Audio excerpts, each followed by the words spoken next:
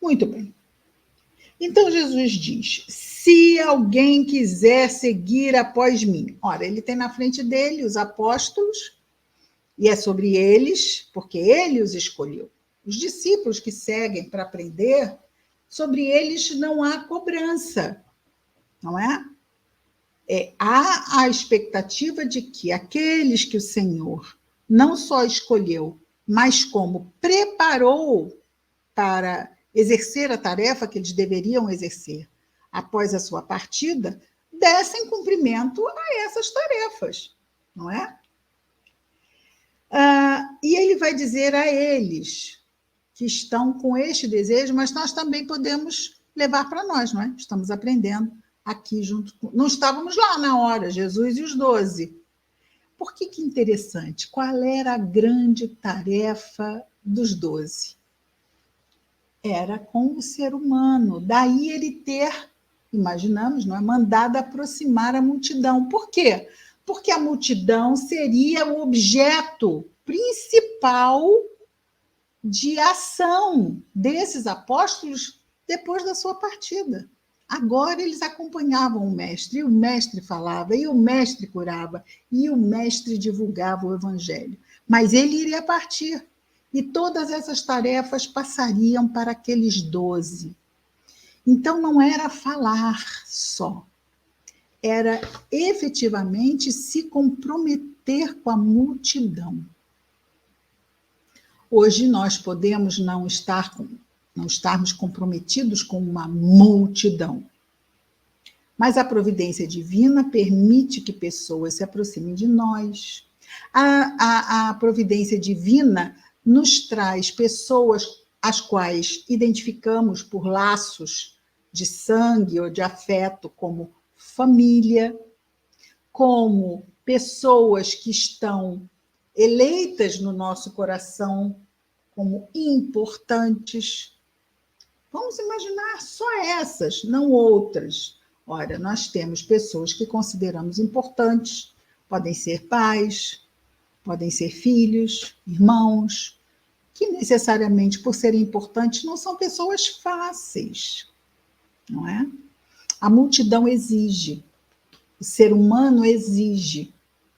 E Jesus espera que nós, decidindo por vontade própria, porque ele começa esta fala com si. Se nos coloca frente a frente com o quê? Com uma escolha. Ele não está obrigando. Nós não somos obrigados. Uma hora lá, todos nós escolheremos isto. Mas ninguém será constrangido, porque ninguém pode ser constrangido a fazer algo que é, na verdade, um benefício para essa pessoa. É claro que estamos falando aqui pessoas que têm o quê? Autonomia sobre o livre-arbítrio. Não estamos falando aqui de um filho de 3 anos, porque ele ainda não pode arbitrar sobre nada. Nada. Senão, o que ele vai comer no almoço? Bombom, não é? O que ele vai estudar quando voltar para a escola? Nada, ele vai jogar. Então, se nós temos condição de deixar uma criança de 3, de 6, de 9 anos escolher a sua vida, não. Não quero ir na evangelização, isso é chato. Não é? Nós temos como pais tantos recursos para uma argumentação dessa. Não é? Como se lavar louça, limpar casa fosse divertido. Então, às vezes, sim, nós precisamos fazer coisas que consideramos chatas, porque trazem em si mesmas o quê? Benefício. Como ir à escola, qual é a criança que gosta? Fazer prova de matemática, de física, de química. Então, só criança. A gente lembra também que não era assim uma coisa assim, hoje tem prova de química, eba. Às vezes não temos isso, né? Então, podemos resistir séculos e milênios em seguir Jesus. Muitos podem dizer que é chato. Não podem dar vazão às suas paixões. Eu não quero. Eu quero dar vazão ao que eu estou pensando, ao que eu quero fazer, seja o que for.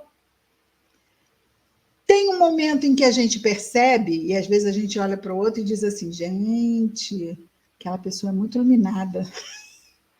ela já tem uma tendência natural a querer fazer coisas boas. Não é iluminada, não. É que ela já apanhou tanto pelas más escolhas que fez, né? Que quando ela se depara com aquela situação, ela já ouve uma sirene assim dentro da alma dela. Uau, uau, uau, uau, perigo, perigo. E ela já não. Peraí, isso aí eu nem sei o que é, mas sinto que é cilada. Por quê? Porque todas essas consequências de escolhas que fizemos no passado, e muitas nós já reparamos, nossa, muitas, ficaram marcadas.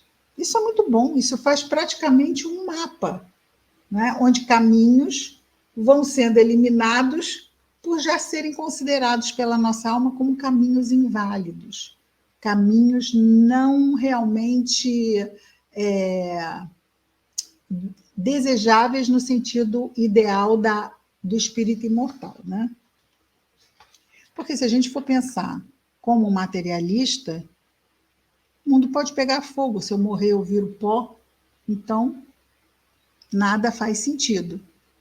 Então, eu preciso ter essa mentalidade, ter essa ideia realmente, não só ideia, esse sentimento de realidade, não é? Quando nós seguramos um bebê no colo, que trazemos para casa, que seja nosso filho, e a gente compreende essa realidade, enfim, sou mãe, não é? Enfim, sou mãe. E aquele bebê prova isso. Às vezes nós temos ideias, eu posso ser mãe, mas ainda não seguro o meu bebê.